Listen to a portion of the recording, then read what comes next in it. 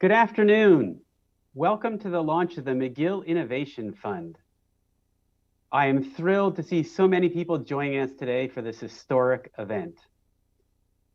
While this is only going to take about an hour and a half, this was months and months of work by many people, and I'm really pleased with where we have landed with the fund. I hope you will be too by the end of the launch. So here's a quick rundown of how things will proceed. We have a few pre-recorded segments to give you some context on the fund, and there'll be a presentation where the details of the fund will be provided, including how to apply. After that, there will be a promotional video, and then we'll begin our panel discussion, the selection of entrepreneurs and investors. Once the official portion of the event concludes, I will stay on Zoom and I'll be able to answer any specific questions you may have about the fund itself. To kick off the event, we'll start with Principal Suzanne Fortier. She will tell us why she supports the McGill Innovation Fund and how she feels it will make a measurable impact on McGill as we start our third century. Bonsoir à tous. Welcome to the launch of the McGill Innovation Fund. This new fund will support our professors, postdoctoral researchers, and students who are ready to advance their discoveries and ideas through the innovation pathway. The McGill Innovation Fund will provide the McGill community the support needed to continue to develop their initiative, invention, or startup. The fund will be the largest of its kind at McGill and one of the largest university-based entrepreneurial funds in Canada. The launch is the accumulation of many years of work by many people at McGill, some of whom you'll be hearing later this evening. Over the past decades, universities have changed. The ivory towers of the past have become open, connected, and purposeful institutions that play a central role in Canada's innovation ecosystem. The goal of the McGill Innovation Fund is to facilitate entrepreneurial activity, to advance technology or product toward real-world impact, be it commercial, social, or environmental. In addition, the financial support, the McGill Innovation Fund will come with a full 12-month support program that includes coaching, mentoring, internships, networking opportunities, and access to an ecosystem of external service providers who are also committed to innovation. Our world is increasingly complex, and this pandemic has demonstrated how important it is to advance discoveries to implementation. The McGill Innovation Fund will help our researchers develop solutions that will benefit our communities here and around the world. Congratulations to the team who has established this fund. We're all looking forward to see what amazing things are yet to come. Merci, thank you, and have an excellent evening.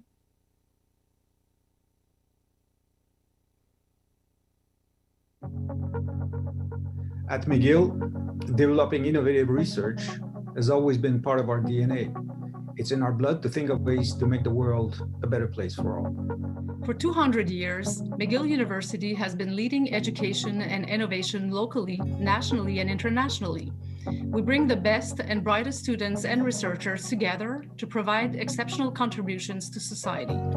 However, far too often, the incredible wealth of ideas and inventions created within the university walls doesn't reach its full potential to have an impact in the real world. Today, as we enter the third century of McGill's existence, our McGill community is taking a bold leap forward in how we support the cycle of innovation from idea to impact. Innovation doesn't happen by itself. It takes a community to support McGill researchers, postdocs, and graduate students as they steward their inventions into the world. We, the members of the McGill Innovation Fund Advisory Board, are here to ensure that this unique, game-changing initiative will serve the entire McGill community as we further collaborate to nurture the amazing innovations emerging from our university. We invite all members of the McGill research community to participate in this first round of the McGill Innovation Fund. We are here to help you take your research to the next level.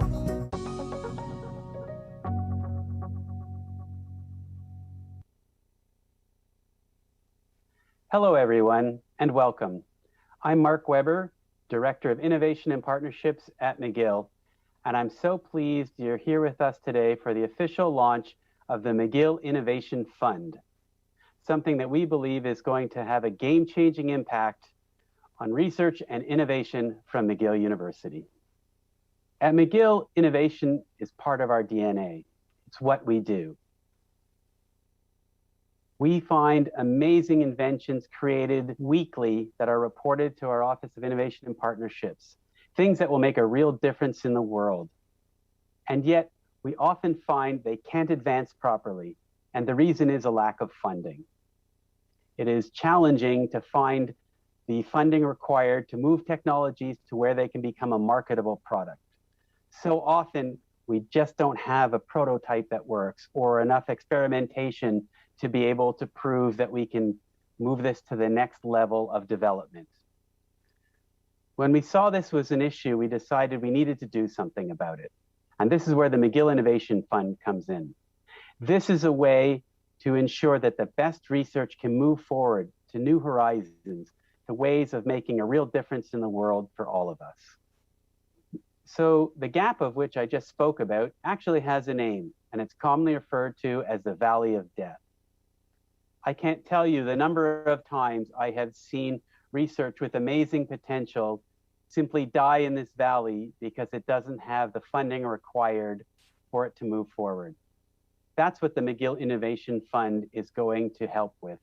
It's going to bridge the gap so that we can move projects from idea to where they actually now have an impact. With the McGill Innovation Fund, we'll be taking a two-phase approach. One phase will be for technologies that are still in the laboratory. The funding can be used to de-risk these inventions so that they're more ready for commercialization. The second phase will be for McGill spin-offs.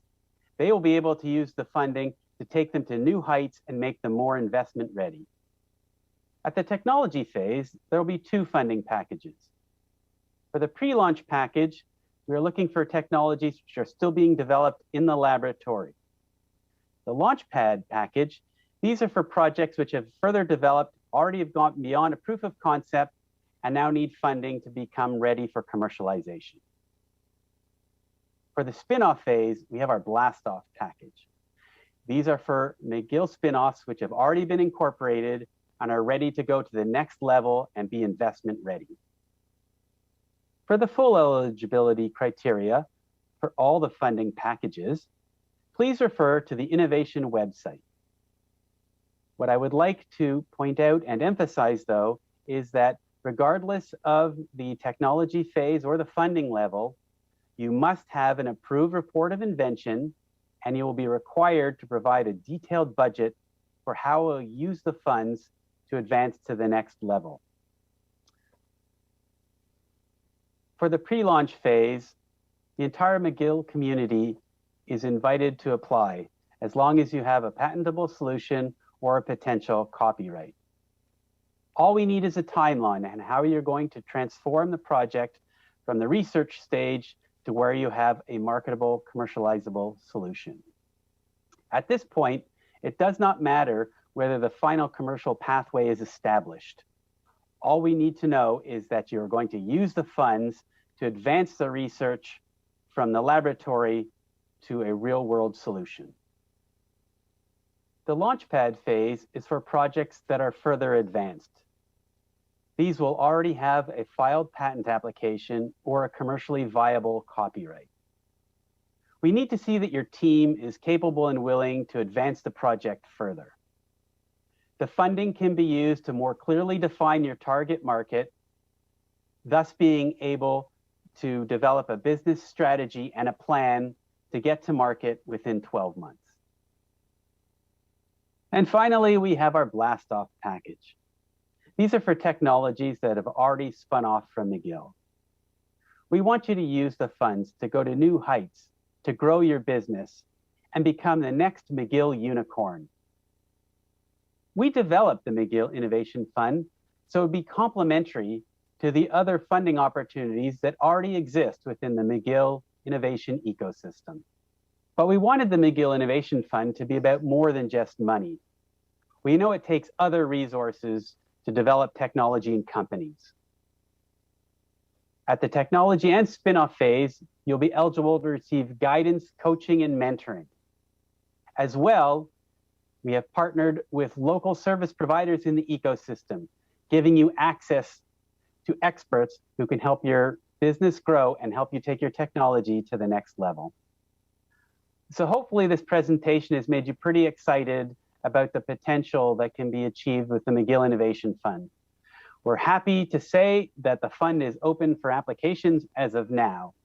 We'll be having additional information sessions should you have any further questions about the fund. Here is a more detailed timeline for the process. As mentioned, applications are available to be submitted as of today, and they will close on November 19th.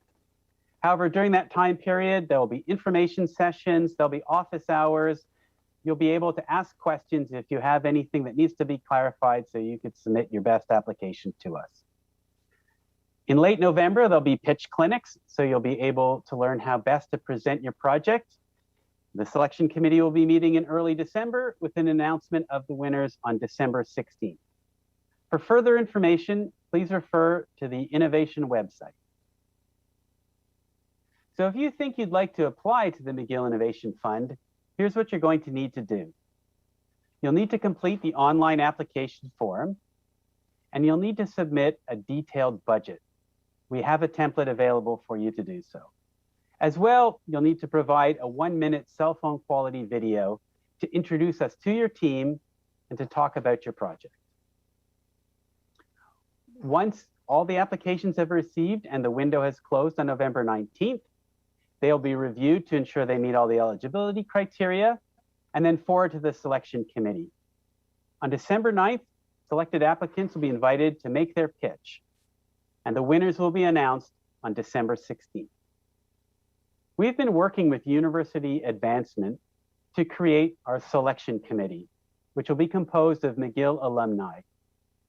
These individuals have expertise in business, marketing, and entrepreneurship. We'll be announcing the composition of the committee shortly, so stay tuned to social media for updates. We would not have been able to get this far without our McGill Innovation Fund Advisory Board. I'd like to thank all the people shown on the screen here for providing their expertise, wisdom, and guidance to our team so that we're able to make this announcement and bring this fund to you today. So this concludes my presentation on the McGill Innovation Fund. We believe it's going to be a real game changer for McGill. We look forward to seeing your application. If you do have any questions, a member of the Innovation and Partnerships team is always available for guidance or help. So thank you very much. Please follow us on social media on any of the links provided on the screen.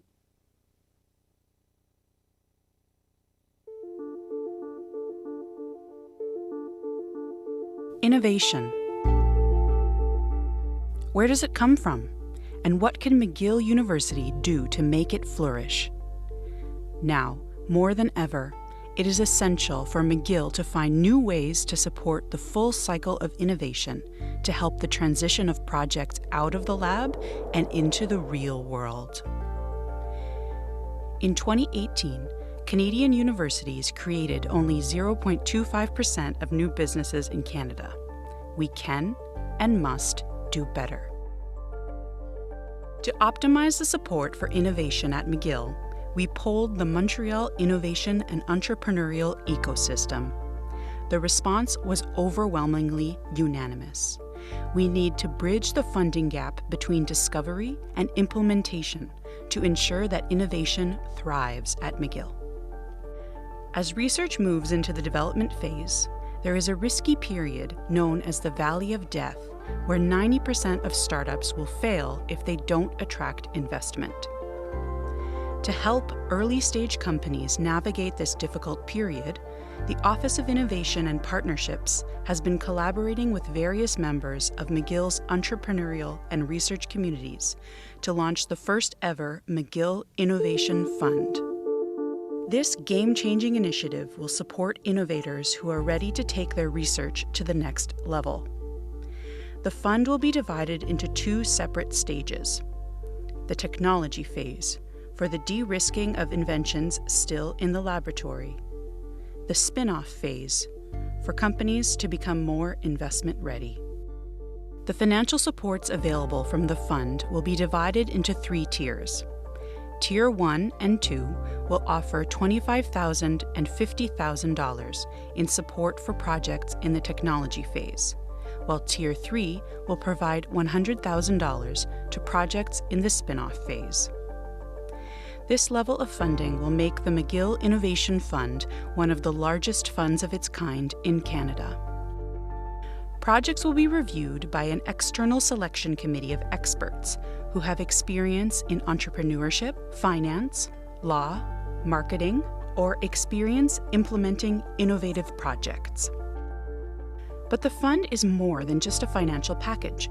It will also provide access to coaching or mentorship for a full year after the awarding of the initial funds, to give fledgling technologies and companies a real chance to make a difference. Fund recipients will also have access to a select pool of project partners who have agreed to provide their specialized services at reduced rates to help young companies and new technologies reach their potential. The fund will be open to all members of the McGill University research community. Projects can come from any discipline or domain, but must be based on research conducted at McGill that has resulted in an official report of invention. The McGill Innovation Fund offers a chance for researchers across the McGill community to make a real impact. Ready to make a difference? Head to mcgill.ca/innovation for more details on how you can apply.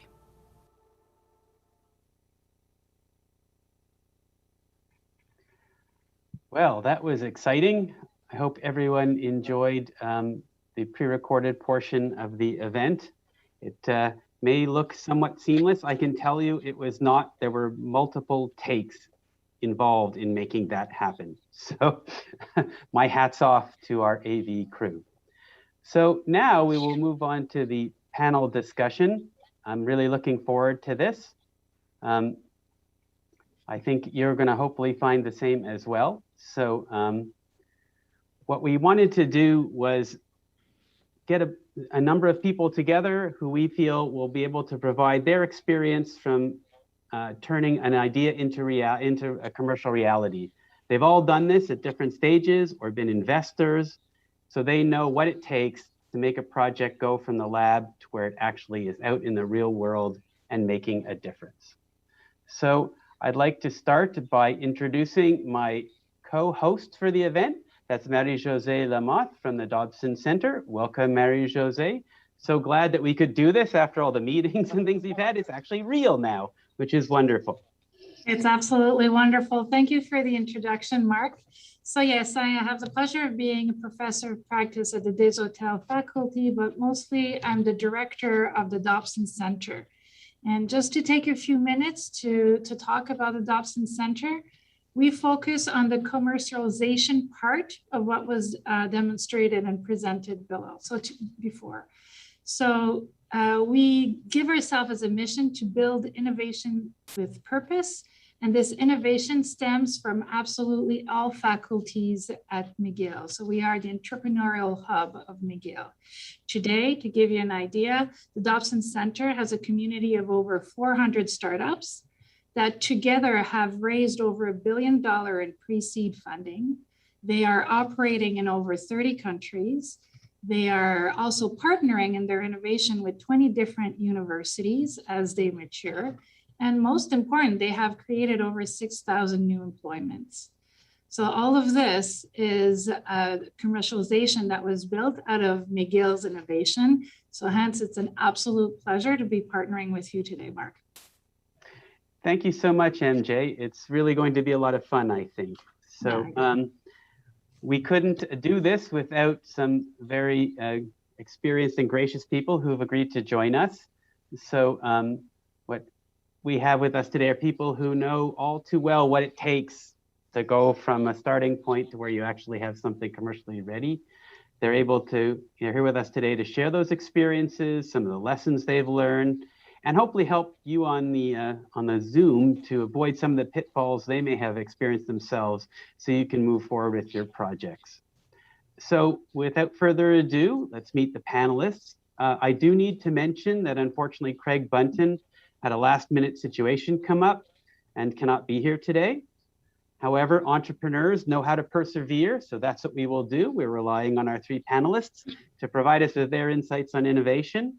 And I'll turn over the floor to MJ to go ahead with our introduction. Yep. Well, I would like to first introduce Professor Mark Andrews. He's a professor of chemistry at McGill and a serial entrepreneur, as we'll soon hear, whose latest venture, Anomera, has been steadily raising funds for its sustainable nanocrystalline cellulose business. Welcome, Professor Andrews. Right, thank you. It's a pleasure to be here today. So why don't you give us a little bit of background, Mark? We have the floor open for you to kind of just give us how you got to where you are today. Sure. Yeah, this started back in the late 90s, actually. And there's an important feature of what I'm going to say, which, you know, if I may, it goes back to a little bit of anecdotal stuff. When I first interviewed at Bell Labs, I've been through 2 grueling days of questions, found myself in the office of the director of the Materials Research Division.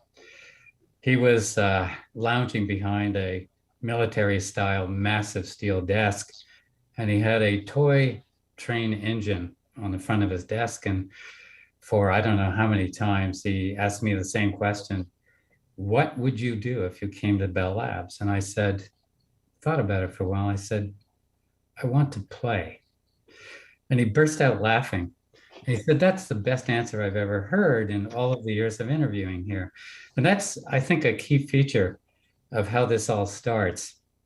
It has to do with why we're hired at McGill, this drive to be curious, this drive to play within our imaginative gifts, and most importantly, our interplay with our students. And that's been a key part of how discovery and how spin-offs originated from me in my laboratory at McGill. Thank you, Mark. That's excellent. Next up, we have Margaret Magdesian. She's a scientist entrepreneur with over 20 years of experience in biopharmaceutical research, and she's the founder of Ananda Devices, a company that uses nanotechnology to accelerate R&D in the pharmaceutical, food, and cosmetics industries. Thank you so much for joining us, Margaret. Why don't you give us an introduction to yourself? Thank you so much for the invitation. It's always a pleasure to be back at McGill, although from home now. Like most of you, but you know, just interact with the team. It's amazing. So just a bit of my background. I'm a pharmacologist and biochemist, and I was a McGill employee. And then I have developed a new technology where we can grow human neurons on a chip much faster than they grow in the body. And we won over 24 awards in science and innovation for that. So I saw that it could have a significant impact in the pharmaceutical industry for testing new compounds directly on human tissue on a chip instead of testing in animals. That's when I decided to launch the company. And it was a big jump for me. You know, most of my career was in academia, and then suddenly I became an entrepreneur. But you know, now today I can say that I'm tremendously proud that we signed contracts with 5 of the top corporations that are using our technology developed in the lab, and they are using this to launch safer and more efficient medication to the public. Terrific. That's what's worth it. That's wonderful. And just to complete our panel, please welcome Elizabeth Douville, who's founding and managing partner of Amerchem, a leading early stage venture capital fund focusing on research innovation and translating it into the next gen startup companies. So tell us, Elizabeth, how do we decide to become a founder and managing partner of a venture capital fund? Thank you, Marie-Josée and Mark, for having me here today. How does one become a venture capitalist? That's a very good question, probably longer than this panel will permit.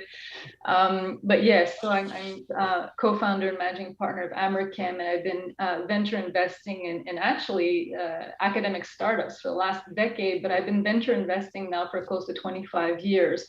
And that was my own little launch. So before becoming a venture capitalist, I actually did a PhD in biochemistry and a postdoc in the UK. And my career all started, you might say, at McGill as an undergrad in the biochemistry department. And I think it could have been nice in those days to have this type of innovation fund, because I think, once you graduate with an undergrad degree or a master's degree or PhD or postdoc, there are several avenues in front of you. And so I think having access to an innovation fund like that, if you have that entrepreneurial fiber and you feel that there's something that really should be commercialized, and commercialized doesn't have to be a nasty word. I think it's a very positive thing to commercialize. I think this is an amazing and necessary and a very innovative initiative that McGill has launched. So I congratulate you for that. Thank you. And thank you all for being here for this really historic start to something that we think is going to make a real impact. So we'll have a number of questions. We'll start with some group ones. So please, everyone, give us your feedback. I'll begin with the first one. So that's for all of you. So what do you think of the new fund and how it would have benefited you when you started your journey? So Elizabeth has already started to kick this off from when she was doing her studies. How about anyone else? How do they think this might have helped them when they were starting on this pathway?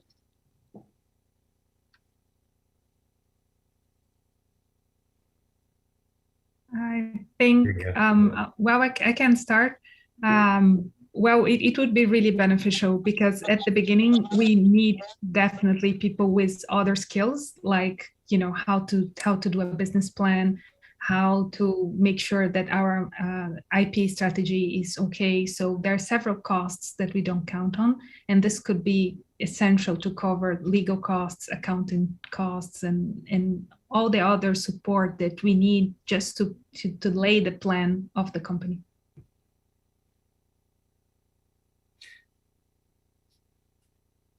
I'm going to add a little bit. One of the key features for me about the Innovation Fund is how McGill is positioning itself as what I might call a nimble and flexible and supportive player in this entrepreneurial landscape. And by nimble and flexible, I mean that McGill has moved from a position which was characteristic of many universities in the past of being risk averse to now being risk tolerant. Which is, I think, crucial to enabling imaginative people to take their ideas forward. And that includes not just the professors, but importantly, the support staff and the students to translate their works into impactful outcomes. And hence McGill's commitment from what you call idea to impact. And then important also is that McGill has not confused innovation with novelty. I think that's an important distinguishing feature of what you're moving forward with. It also, and I think this is really good about McGill, is that it upholds McGill's standards for excellence. I expect the triage process for funding to be severe and well counseled by the McGill Innovation team. So Elizabeth, risk obviously in your line of work. Do you want to build maybe on what Mark said around universities and maybe their risk tolerance? Yeah, well, yes, I can certainly talk about that, but just wanted to add to what Mark said in terms of, that sort of path. And I think that it's academics often are recognized through their publication record, obviously. And I think what the McGill Innovation Fund does by providing these different pools of capital at different stages to be able to take that innovation and make it a business plan or a viable business starts with that, droit d'auteur or the intellectual property. And I think it without saying demystifies, but it makes it acceptable and something that's enviable to do, as opposed to something, at least when I was doing my PhD, was more or less seen as something that you shouldn't do. You shouldn't, because it was really akin to selling yourself to the devil, literally. Unfortunately, that was the reality a little over 20 years ago. So I think what's nice about this is that it'll create some sort of, not an incentive, but a place where if people feel comfortable with that path, they can go there. And so it's beyond the dollars. And as Margaret pointed out too, there's that sort of the mentorship and the coaching and of course, your team, Mark, to help bring these technologies into the right area. And I think in terms of, risk tolerance, certainly, I live actually in the Valley of Death. I was kind of smirking when I was looking at that slide, because you could call American the fund the Valley of Death. I've been living in that valley for quite some time now. And it is a little frustrating. And if we were to sort of draw that Valley of Death in a sort of longitudinal time thing, it might be the longest, or at least it feels like the longest, maybe because it's the most painful part. And I think that, I think from a risk perspective, we've always felt as the sort of middle people as a venture fund, and we'll talk about that later, is how we do our things, but coming in and really having that eye to commercialize and bridging the gap between an academic and their sort of more fundamental considerations of publications, and bridging that to industry, which is of course very much at the other end of the spectrum, which are just as conservative in some regard as our academic friends. And so when you're in the middle, kind of entrepreneurial, kind of bold, and kind of looking to go fast, and you have this a bit of a dumbbell, right? You've got these two very important and in some regard risk averse environments. It makes for a very interesting sort of discussion dynamic and negotiation. So again, I think that the Innovation Fund, it can't palliate everything, but it's certainly a spark in my mind to start, getting those conversations going earlier, or sooner rather than later in the whole process, because I think a lot of it is mindset and how you look at things. Did you want to add something, Margaret? Yes, just to elaborate the importance of this for the students, because there's just so many academic positions right now. And most of the PhD students and the master students, at least in neuroscience, there are 7 PhD students per academic position. So there's not enough positions there. On the other hand, we have this huge gap between the research that is performed at the university and what's happening in the industry. And we need to close this gap. So we need these PhDs here in the innovation side, bringing all the new things that we do in the lab to reality, right? To real everyday tools. And I think by McGill supporting those students, it's or supporting innovation is not only innovation, but also is a huge support for the students, for their future career, and for innovation itself.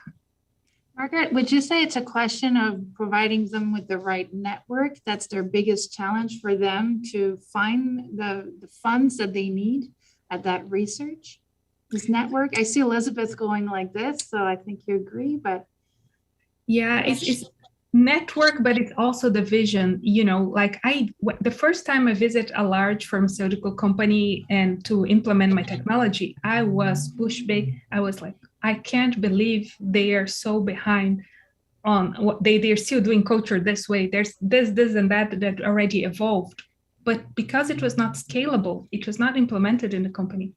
And that's how we started. We started with a product, but now we offer services, which is basically teaching them to do some basic things that we did in our labs most of the time, but for the company was still a challenge to be implemented. So I think there's a huge innovation, a lot of very new and important things happening in the university that most companies do not have access to. They are at least 10 years behind. And having more PhD students doing this and networking and understanding how they can apply their skills. Because even, I don't know if it's clear, what I'm trying to say is, for us, it's we do this every day, it's trivial, but only when you go out you see how valuable your knowledge is. Great points. Yeah, I'd like to address some of the points that Margaret made, and also sort of this global point of risk. Our students, our researchers and students are more savvy now than they were in the past. And they're also, I think, significantly more risk tolerant, particularly because they're at an early stage of their lives. And if they're encouraged, both by creating opportunities through financial incentives that enable their imaginative constructs to move forward, and incentives that allow them to realize the visions that they have, they will carry things forward with tremendous momentum that can be really surprising to people. I've hired undergraduates in former companies who turned out to, they arrived at in a dynamic, growing startup company with no knowledge of the technical underpinnings of what we were doing. And within months, they had moved themselves into extraordinary leadership positions just because they were so highly motivated. And that's one of the things that we need to harvest, and encourage as we move forward with an innovation fund like this.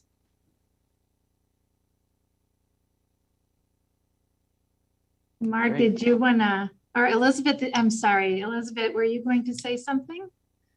No, I think my colleagues here covered that well. I think it's yeah. Thank you. Yeah, I think you actually answered our next question too. So that was really super efficient to do that, because I think you definitely touched on the benefits that can be gained by participating in this. So maybe I'll start, we'll pick up with Mark on the first question. I'll lead off with that, and then MJ can take over for the next one.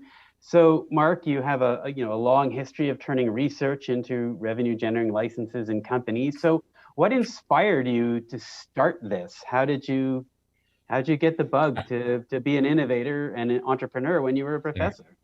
Yeah, that goes back to my opening with those anecdotal remarks about the role of play. That's a fundamental part of who we are as human beings. And as I mentioned, I give myself and my students, by implication, serious room to play. And out of that comes a mutual understanding of when a discovery might be translated into an opportunity. That's part of what doing research is about. It's not just generating papers and writing funding proposals, but it's about engaging the community of researchers with whom you work.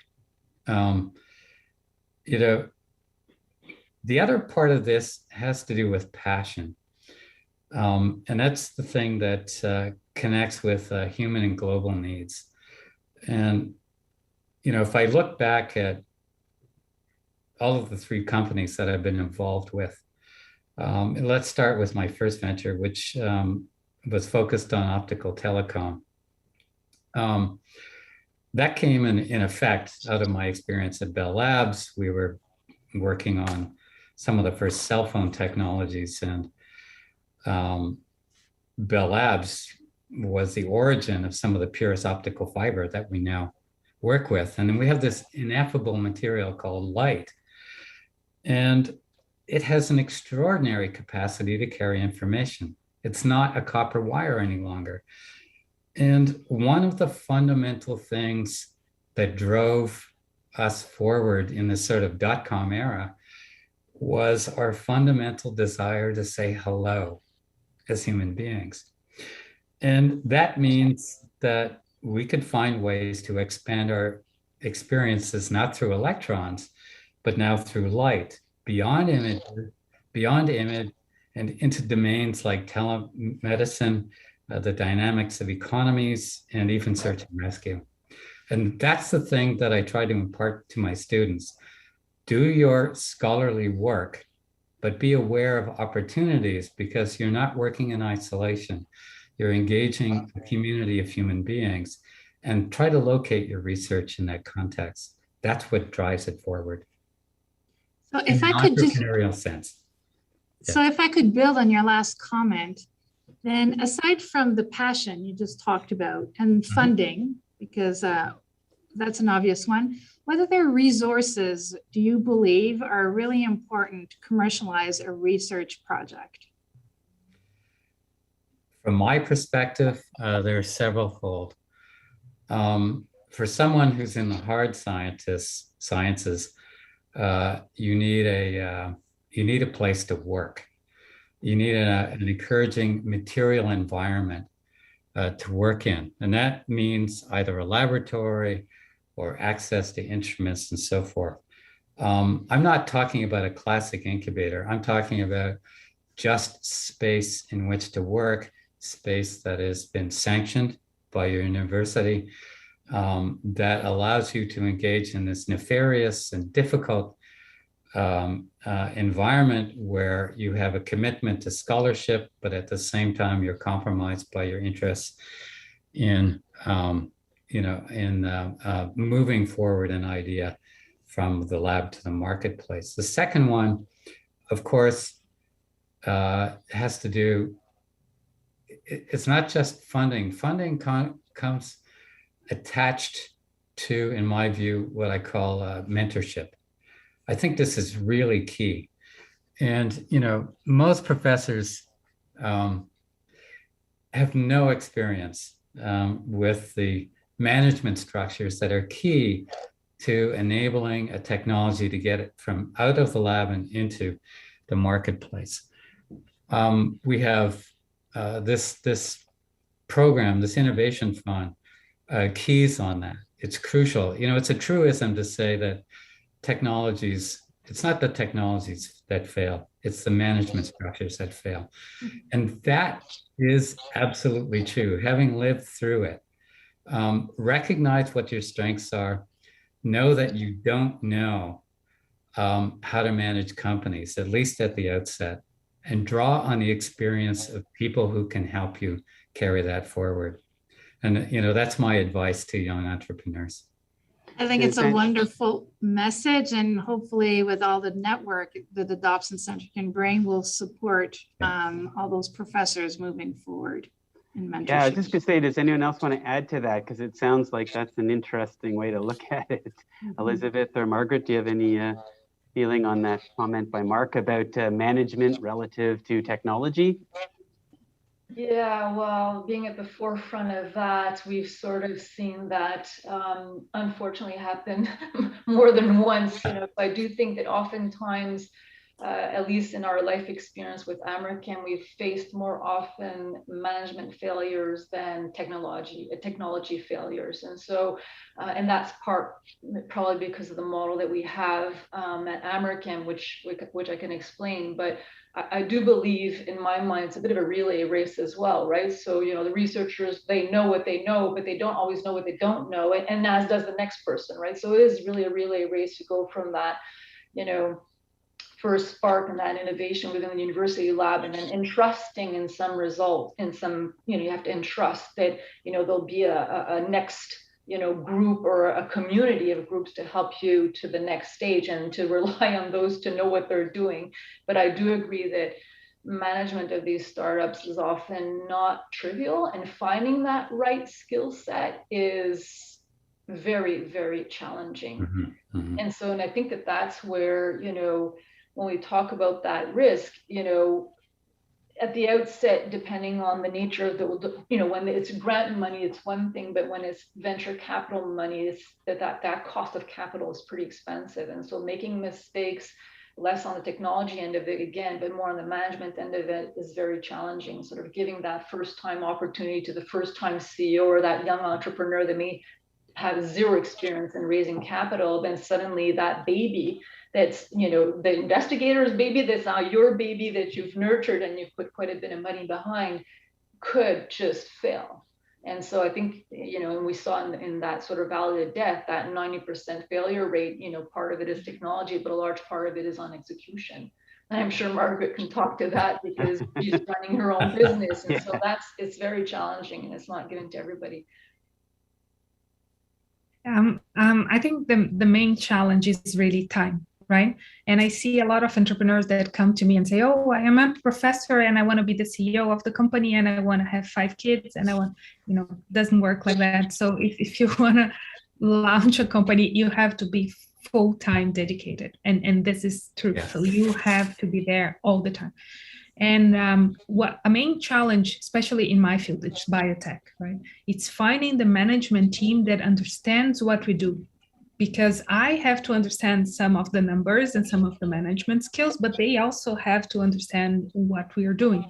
So finding the team and the nice match, it's sometimes a challenge. And also you have to learn. So one of the advantages is if you got your PhD or your all your studies behind you and you're open to learn something completely new and change the values you have, then, you know, starting a company is for you. And changing the values, I think it's more in the sense like when you're in academia, you're focused on a next publication, you're focused on getting to the best of this technology. You know, like I'm now in the micrometer, let's go to the nanometer scale, let's go to the top of the top. But this is the work of academia. To, you know, the pioneers that open the field, this is academia. If you're in a company, your goal is to scale up the technology as is, just enough for people to use it. So you have to change this mindset when you start your own company and making sure that scalability is possible and how much it's going to cost, and, you know, and think about it, how make your customers happy and not necessarily how make you a perfectionist happy with the technology. Yeah, very good advice. I can say from experience with Mark, we went through that with his latest. He and I did a lot of whiteboarding on how he was going to do this. I left the heavy lifting to him, but that was exactly it, was what you said, Margaret, was getting this to a point that was scalable enough and workable enough that we had a customer and we could move forward, which is what they did.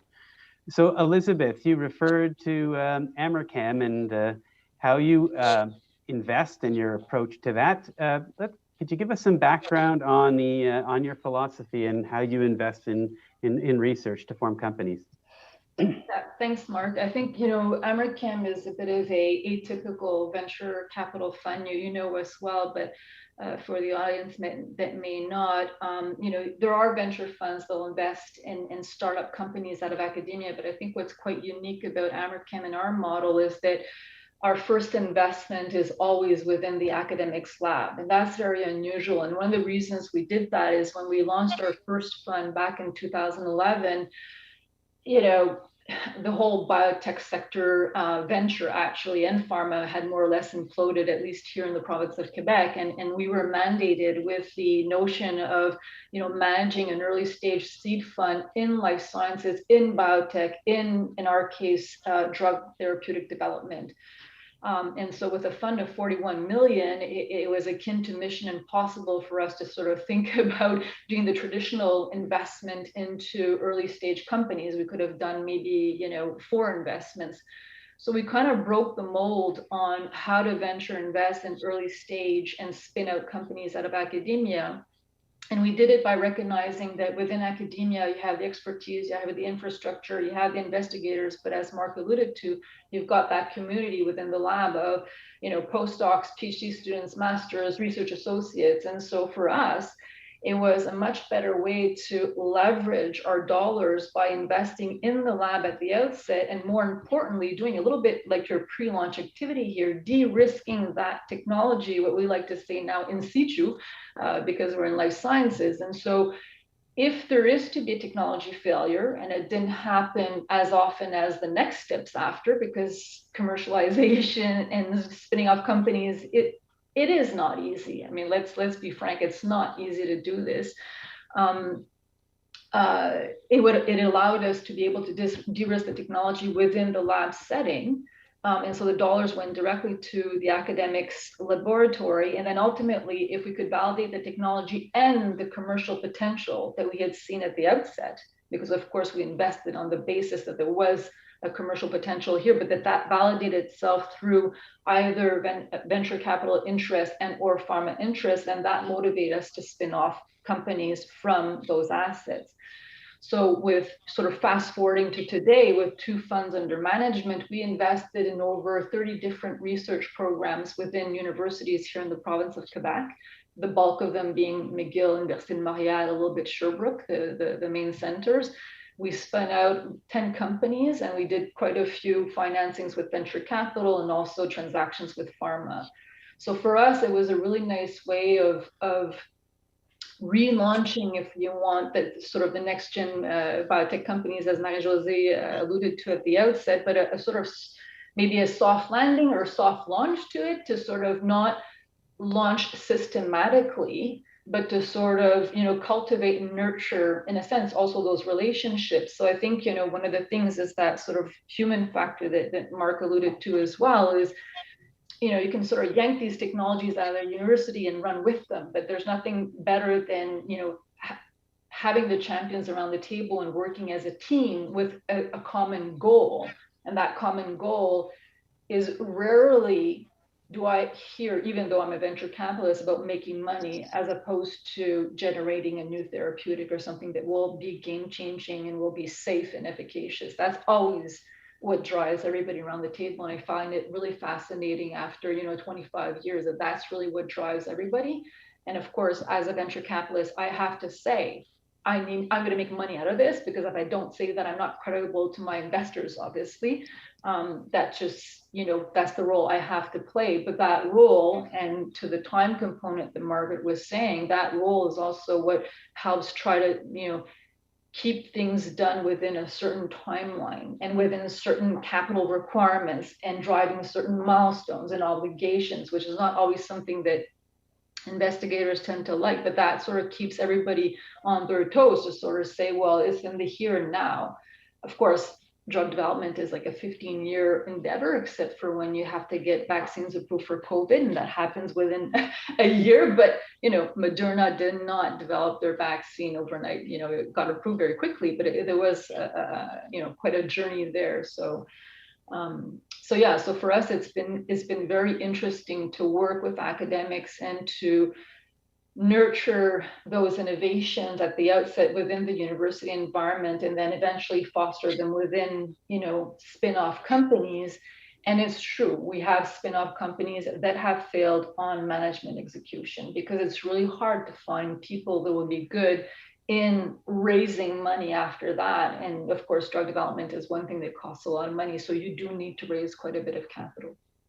So Elizabeth, would you say that the way you measure ROI on early research investment is really on its capacity to go operational within a certain milestone? Yeah, well, operational. So what we look to do is to make sure that that first investment that we do validates the technology at the outset and validates it in such a way that it can be transferred. It's a bit of a tech transfer, can be transferred within a company setting. We're less in the scalability, which can be something that Margaret has to do with her company. But for us, it's really about transferring those technologies and having them, from an experimentation standpoint, be replicated and can be done within that sort of biotech environment. That's really key to us. Again, there's papers of the past that have been shown that had published that said that, a lot of university discoveries are not replicatable outside the university environment. Actually, we found when we were doing a lot of MTAs with pharma that a lot of the results, most of the time, of the researchers were replicated in big pharma. So that translatability is always really nice to see, but that's one thing that we make sure that we're able to do at the outset, is that sort of, replication translatability as our first gate. Makes sense. Mark. Yes, Mark. Can I put you on the spot? Sure. I always defer to you, so please go ahead. There's this lovely triangle. We have the researcher, we have the investor in the technology, as it were, and we have the university. And one of the things that researchers, professors at the university often don't appreciate, and this is where I'm going to put you on a spot, is that McGill does not take a boilerplate template approach to every project. In other words, it doesn't use a cookie cutter or same approach to every project. This is really important to understand, I think. It's different from the McGill in the past. This flexibility that I talked about when I opened, I think is a crucial part of the complexion of McGill now, that McGill is leveraging to make its researchers' discoveries more attractive outside the university, and that includes licensing opportunities as well as spinning off companies. Do you want to speak to that? I would say certainly that's our hope, and it's something I would say has changed since I've been here. Is it was a little more boilerplate, I would say, approach, that there was a one size fits all a little bit, and maybe sometimes you were sort of fitting a square peg in a round hole by doing that. That maybe wasn't the greatest. I think we've certainly learned that each one is different. They take longer because of it, but I think hopefully you get a better fit out of it. I certainly know the deals that we have are different for each case. Yeah. And what I also found is I've been speaking a lot to alumni as part of this innovation fund, and they are really interested in that element. Yeah. So how do you treat tech versus life science? I said, we actually treat them differently because they're not the same. So what we do with Elizabeth is really different than what we've done with you or what we've done with Margaret. It's just your fields are a little bit different. Your innovations are different. You're in a different environment with your technologies than where we are with therapeutics. So they're like, oh, well, that's good to hear because we would have told you to do that. And you could see that really resonated, this idea that, yeah, we have to take that approach. And certainly a number of the folks I speak to from our alumni organization are really keen on that. Like, oh, great. Well, I'd love to hear more about that or be part of it. So I think it's really helped engage people too, to give them that message that, no, we'll do what makes sense. And we're happy to work with people in a way that's unique to what their environment is and recognize that. And I think that's gone hopefully better. There's always room to improve. But from a sort of concept point of view, yes, I would agree. I think that's hopefully more where we are than where we used to be. Go ahead, Elizabeth. Yeah, if I can comment on that, I mean, it's really interesting because we've seen so much the evolution of our licensing agreements with universities and with McGill, and that sort of flexibility and nimbleness is there. I mean, we saw a shift from our first fund, American, in 2011 to the second one, 2017. And in our case, Mark Andrews, because we're life science, because we're biotech, because we're therapeutics, we went from our first fund to negotiating à la carte every time a license agreement for each individual technology and negotiating a revenue share based on budget and stage of technology, which were all early. When Fund 2 came around, we went to the university institutions and said, look, this is all early. Let's call it early. Let's call it T minus 15 years to anything real, if even longer. And so let's not nickel and dime, and the budget's going to be 1 million. So we invest 1 million in the labs, we pay for the IP costs as well, and then we have a one size fits all license agreement. And McGill was super open to that, super open to in spinning off companies to equity versus other things. And so that was a game changer because I think it makes that front end, easier, faster, less costly from a lawyer standpoint too, and creates equity across, if you want, a portfolio of assets that are all kind of the same stage. And I think what's really interesting, going back to the innovation fund, is, the dollars are obviously different, and if you sort of add up the 25, 50, and 100, it's 175, and it doesn't mean it goes into all the same technologies, but it could be added on to a single one, and that amount of money can make a huge difference in one area and less of a difference in an area like mine where we're therapeutics. But still, I think what it does is that it brings the investigator and the university in as a partner in that equation, because you can come in with a business plan set up, or you've got some, some funds to cover your IP, and you've got now a network and you've been advised. And I think that is game changing completely, because that sort of mentoring education that goes on for not just the investigators, but the students, that because they're younger in their careers, I think is going to completely change and open up opportunities for those spin-off companies to now have champions.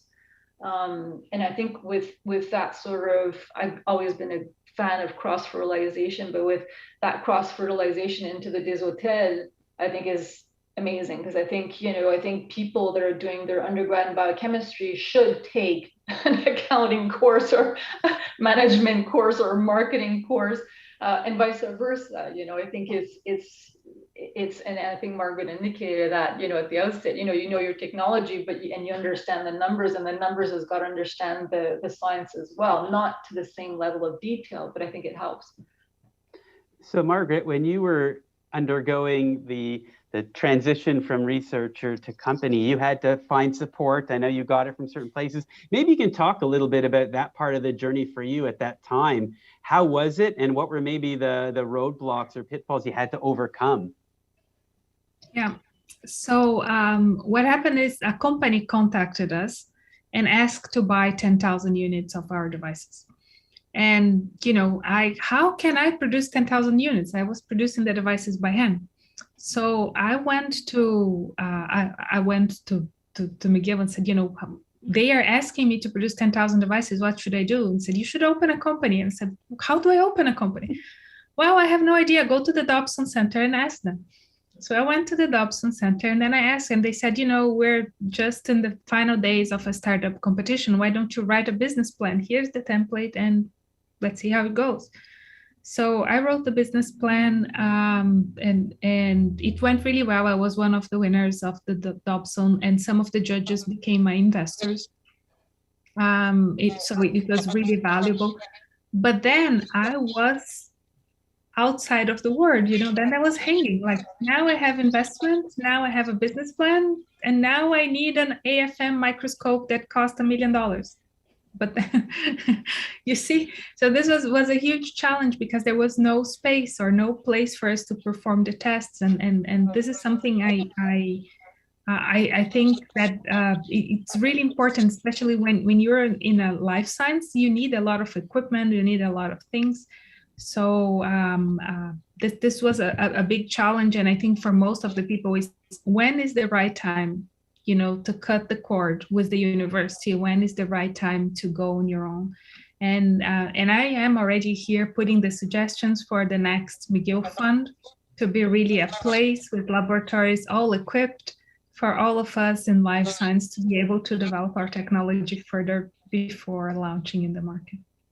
So I can make a shameless pitch then, because you introduced it. So we have put in some McGill spin-off guidelines to allow people to use some laboratory facilities.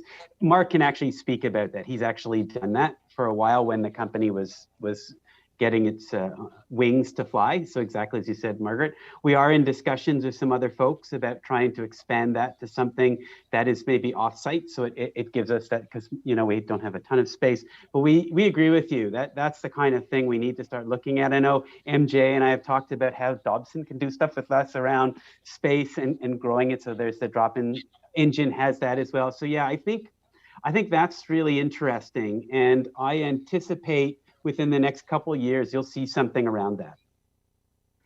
Margaret, I have a question for you. How different is Ananda Devices today than the one you had imagined when you were a researcher? Oh, it's a completely different company, right? So at the beginning, I thought things would be much easier, faster. But it's a sort of a roller coaster, because of course I think it's very important to say that I never delivered this 10,000 units that were required at the time, right? I lost the contract, but I went to Germany to talk to the company. So I really moved all the way, and this is a funny story, because I went to Germany to talk. So finally I started the company. Finally, another university offered me some lab space. Concordia offered me some lab space at District 3, and I was capable of producing some devices. So I went to them to say, you know, give me some time and I will figure out a way to produce more. But they said, no, you know, quality, like at the time they required quality, sterility, a lot of things that, you know, you have to skip. And then I was totally sad. I thought my world fall apart and the company failed. And then at the same weekend, I had a competition in that I won. It's called Hello Tomorrow Challenge. At the time, it was organized by Macron, who's now the president. At the time, he was the Minister of Finances in Paris, in France. And then the conference was in Paris. And I won this. It was a prize for the best technology. And I was one of the winners. And L'Oreal was watching.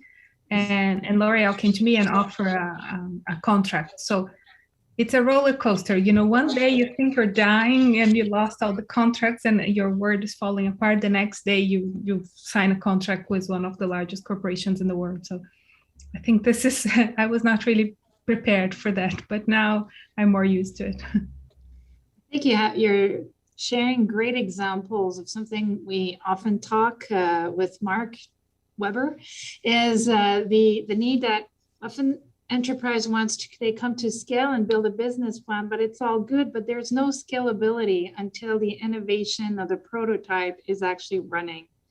And so this fund that's coming here to really support before scalability, the innovation, let's call it the prototype phase, or the fine tuning of the technology or the science is really critical. You know, from where I stand, the scalability after that is the easy part. Right. And that's where we can complement. I'm not saying it's easy, but there's no point in focusing on scalability until the innovation is truly to where it is at a point where it's viable to commercialize, is where I'm getting it. Yeah. And if I may add, I think this is a very important point. And I think that the Dobson Center was amazing on networking with investors and key people when we really, you know, we got to the top of the top in Silicon Valley and Boston, everywhere. So Dobson Center was really great. But one of the things, I will also leave a suggestion here, that I think it's important to bring is networking with customers. You know, who is going to be your customer and how to change our technology. Before it was just, you know, as a small dice, and now it's a full plate. It's everything is ready to go. And we learned that by interacting with clients. And I know there are several former McGill students or from the McGill community that are now in large corporations. So this introduction to clients or networking with clients to help with customers, right?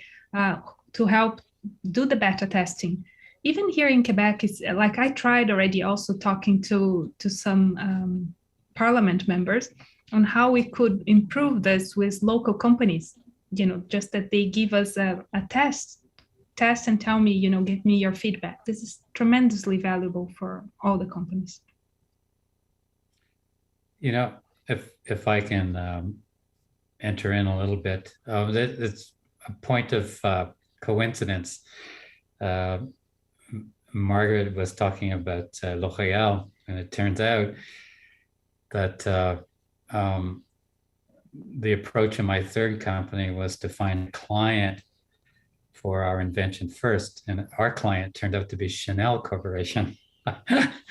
And you know, there are two messages in my encounter with Chanel. One was we were awarded contracts to develop something, and the important point at the outset was I told Chanel that I wasn't really interested in just doing research, that one of my graduate students had made a pretty amazing discovery, and that we were interested in partnering with Chanel to scale it up. We were interested in being able to make it manufacturable. The second point in this is something that turns up in the lingo of startup companies. It's called pivoting. And it's a crucial thing that professors know about because they do it all the time in their research. There are trends, there are changes in the research landscape and so forth, and we pivot to adapt ourselves.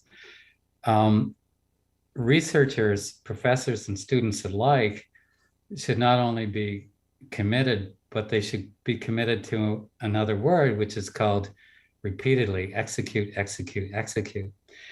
And one of the things that happens, and it happened with Chanel, was they were very intrigued by what it was we were discovered when all of a sudden their vice president of research came into my lab and looked at something that was sitting in a flask, and he says, "What's this?" And the outcome completely changed our direction. And it's crucial to recognize that knowledge that you talk about consulting the customers, so the clients of the technology, is crucial to orienting it properly to an outcome. And I think that's the thing that listeners to this YouTube should remind themselves about, how important it is to be flexible and to adapt and consult the clients of what it is that you've invented. So Elizabeth, in life science, how does the voice of customer work for you guys? Your therapeutics, but what are the things you need to think about there that maybe we should be looking at doing maybe more early in our innovation process? Yeah, we try to think of it all, to be honest. So when we, of course, we're very much engaged with pharma, and we're also engaged with venture capitalists to some extent. So that's feedback that we also take back into the lab to sort of go, okay, well, this is a great discovery. What do we need to do in the here and now for the next 18 months? Because that's sort of our incubation period. With $1 million, which is quite a bit, but it is what it is for life sciences. Again, there's always this scaling issue in life sciences that has nothing to do with sort of the tech industry. But what can we do that's going to be meaningful, add value, and give us the right sort of biomarkers, if you want, for starting up that company?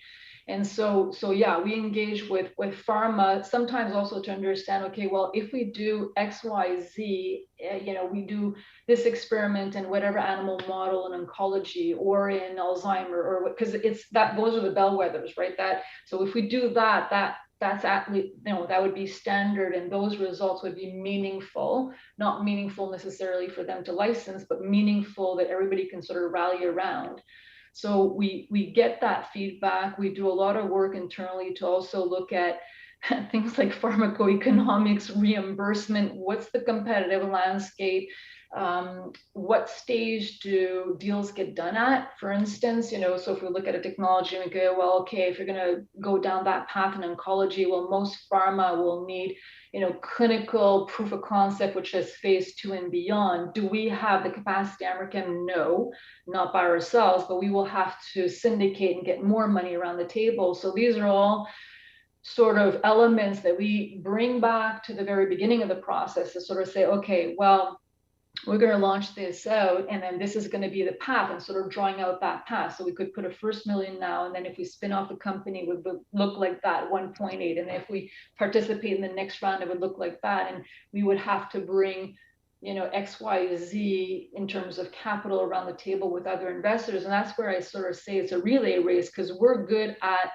identifying those promising opportunities, getting the company started up, sometimes identifying management for them, because it's not always easy. But then, other investors that are sort of investing downstream of us, they're much better placed to take the company to the next level after that and bring in through their networks the right types of people to understand what's that clinical path, what's the regulatory path, what do we understand, and we know, and we sort of foresee it, envision it at the outset, to make sure that at least our investment over the life of it, we can get there. Again, not by ourselves because we don't have enough money, but these are all the considerations we bring to the beginning of the table, which makes it a little bit daunting, because it's like, you're thinking about all these different things, all those diligence check marks, which stifle to some extent innovation, but that's sort of like the tensions. They're, as far as I'm concerned, they're healthy tensions, but so we bring that all to the table to understand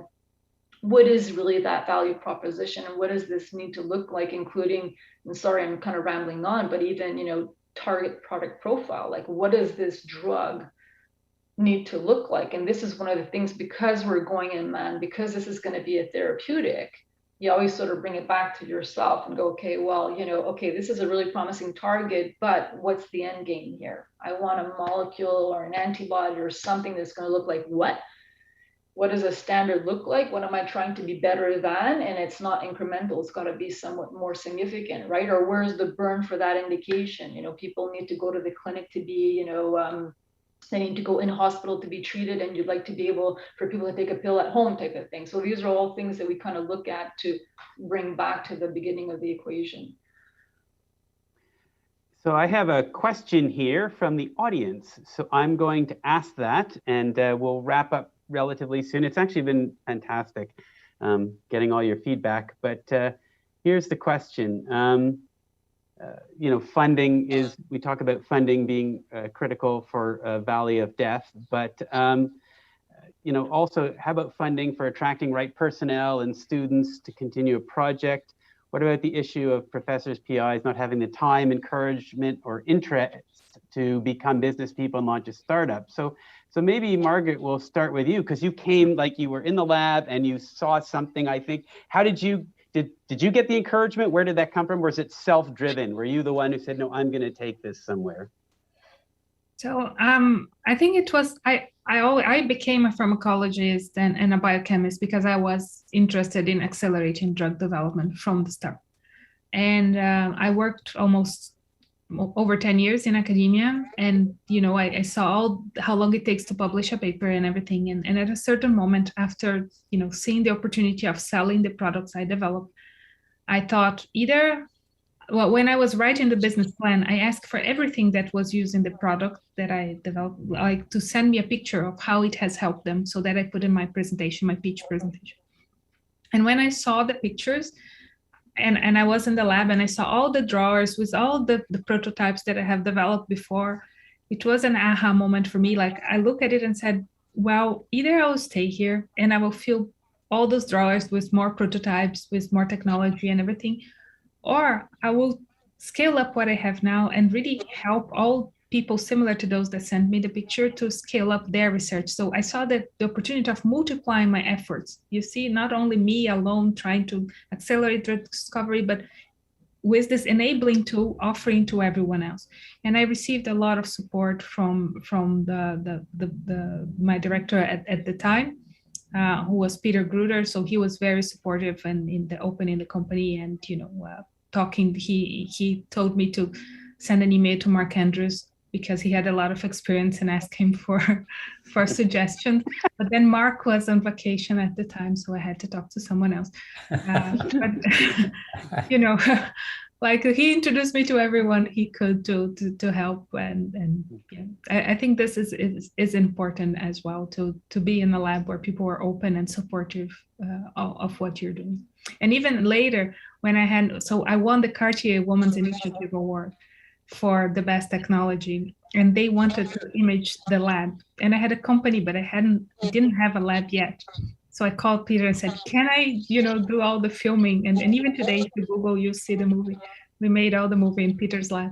And he said, of course, he was open and to collaborate and to open the lab for me to take some pictures and things like that.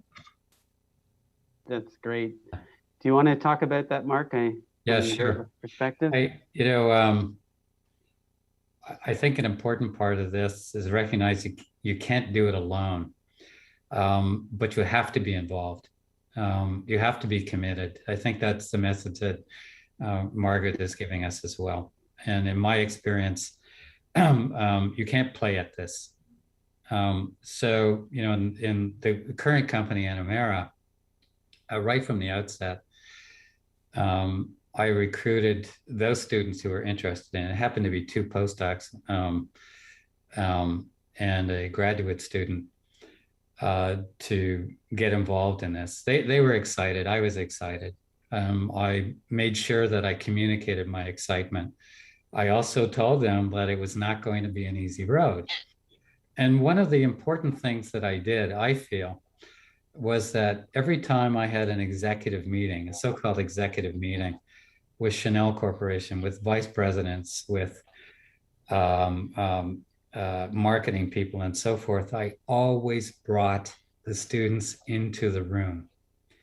it was a crucial part to have them engaged, to recognize that they're just as important to enabling them. And it brought trust in Chanel's personnel. They could see who they were dealing with. And it also motivated them to begin to shoulder responsibility. In the past, I took, my first company, I took 4 years leave of absence to help drive that company forward. It didn't damage my career. I came back to the university, at one point, but these are the kinds of commitments you have to be willing to take.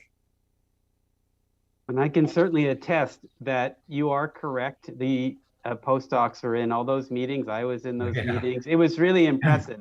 It gave them a sense of ownership. It was, you let them do the presentations. It was really empowering to watch. Yeah. Do you find, Elizabeth, when with your companies, you want, like, how do you bring the researchers in as an involvement? Because I know you said you want to get some of them right from the beginning, because they're the ones who know the tech the best. Yeah, well, it's, to be honest, so far it's been very rare that it's been the principal investigator, him or herself, that's the CEO of the burgeoning company. But, we've got champions within the lab that ultimately wind up being employees of the company. And this is where I feel that, because it's not given to everybody to have that, to want to run a company or have that entrepreneurial spirit, rather than, look, this is my discovery, or this is what I bring to the table, and I want to advise to the company. And that we're very, very comfortable with, for very obvious reasons. But I do think that the postdocs, the PhDs, or the masters, those are the ones that could potentially be running those companies, because they understand, they know the technology, and with the proper coaching and mentoring, they can be running those companies, either from a management perspective, operational, or from the science perspective. So, and I think that, I did a PhD and a postdoc, and I thought I was going to run my own lab. That's where I was going. I didn't do, a 7-year PhD and a 3.5-year postdoc to become a venture capitalist. That was not written in the sky for me. I was going to become an investigator, have my own lab, and I realized this is not what I want to do. And so venture capital was far from being in at least in my mind, and I kind of landed in venture capital, as it were, in the late 90s.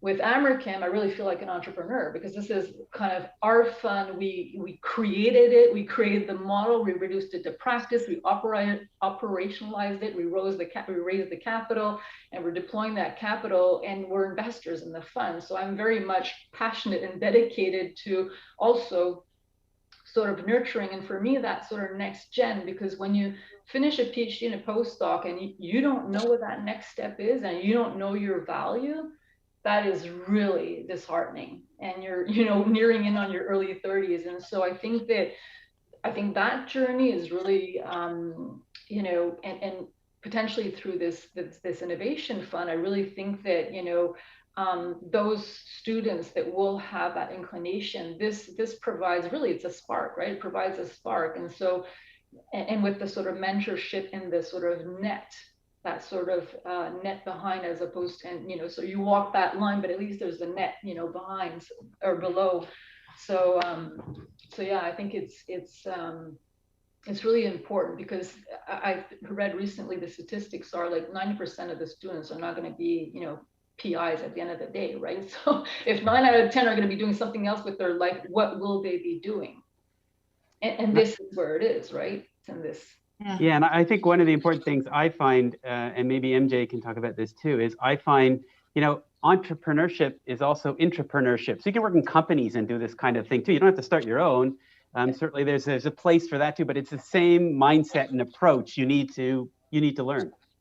Absolutely. And I think, Elizabeth, one thing that comes out, what you're saying, is the importance of choosing the advisory team that's going to be accompanying us at different stage also, and recognizing where we're good at and where we're not, and that no one person can run a show. And like Margaret and Mark Andrews also mentioned it earlier, it's not a one-man show or one-person show. It's really about, but one key trick to success once you have that innovation is knowing how to surround yourself with the people that won't necessarily think like you. Actually, they're going to bring that diversity of thinking, and that will complement your skill set. And sometimes the founder becomes the head researcher of the company. Sometimes they become the CEO, but not always. It's a question of skill set and knowing where you fit. Those are very core insights you brought up. So thank you for bringing those up, Elizabeth and Margaret and Mark. And we have seen in the past, you know, founders of companies from a technology standpoint be great CEOs and eventually come to a point in the evolution of their company that they are no longer that person. It takes a lot of humility. And so they get sort of put on the side, but it's for the better good of the company, and they stay because they know they can continue contributing. But at that point in the company's life cycle, they no longer have that skill set to bring it to the next sort of scalable level. And doesn't mean technology scaling, just capital raising, access to market, reg, clinical, whatever you want to call it. And I think that's it. And that's it's a good sign, right? It's like when your kids leave home because they're adults, it's a good sign. You did a good job. That's what it should be. That's what they should be doing. They shouldn't stay, you know, at home until they're 45 in principle. And I sort of see it the same way, sort of like flying that coop and getting to the next level. And I always feel that if you've worked yourself out of a job, maybe that's a good thing, because it means that it got to a success level that was recognized, and, you know, you needed to do something else. Yeah. So we could keep going, I know, because this is fascinating, but I'm going to wrap it up with one final question. So to each of you, in 30 seconds each, or a minute or so, what advice would you give yourself at the start of your journey if you knew what you know now? So what would be one piece of advice you think would have loved to have had when you were beginning on this path? Okay, so the first advice I would give is ask customers to try this first and listen careful to their feedback. Yeah, my advice is to build trust in a management team by using wise counsel to help assemble that, to help move your concept forward.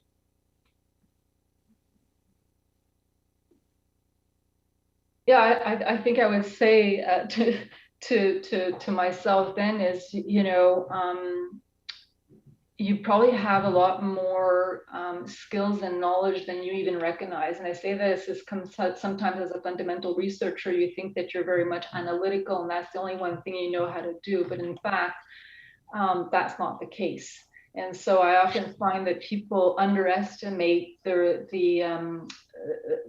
different skill set, expertise, knowledge that they have that goes really outside even of their own sort of core expertise. And so sometimes I feel that they have a toolbox that they don't always realize, especially the young students. Yeah. Well, that's really motivating to remind people that there's lots, you know, often people only focus too on the things they need to improve. They bring lots of great strengths, and it's always important to keep working on those as well. And remember, you have them. So this has been fantastic. It's really been incredible that you've shared so many great insights with us. So I want to thank Marie-Josée Lamotte, Mark Andrews, Elizabeth Douville, and Margaret Magdesian for providing their wisdom on their innovation and entrepreneurship journeys. It really is amazing to see what a great idea can accomplish if you've got the supportive ecosystem around you to help it grow. So I will now turn it over to Mark Weinstein, McGill's Vice Principal of University Advancement, to close the official portion of the launch of the McGill Innovation Fund. I would like to thank our amazing panelists for taking the time to offer their insights on what is a crucial topic, not just for McGill University, but really for all society. There are so many innovations that never see the light of day, and the McGill Innovation Fund will do so much to ensure that all the innovators across our community get the support they need to bring their ideas to action. What the launch of this fund illustrates is the strength of the McGill community, whether that is the brilliant professors, graduate students, and postdocs who are making these incredible discoveries, the talented and dedicated administrators who help move these concepts along, and last but not least, the remarkable alumni whose guidance and support provide that crucial link into the real world. This flow of knowledge has been constant ever since the beginning of McGill 200 years ago, and I sincerely hope that it will continue on into our 3rd century. So I wish to once again extend my sincere appreciation to everyone who has helped build the McGill Innovation Fund. This is a monumental program that will help the university reaffirm its commitment to society. For those alumni who have joined us for today's launch, this is your invitation to join us as we build the fund. Get involved as mentors, as coaches. Help us spread the word and share it with your networks, and empower our research community to make a difference where it really matters. Thanks so much. And with that, we close the official portion of the event. Again, thank you all for coming. I will stay on the line if people do have any specific questions about the fund, so that I can help you understand how it's going to proceed from here. So thanks again, and see you soon. Take care. Thank you, Mark. Thank you, Mark. Thank you. Thanks, Mark. Thank you.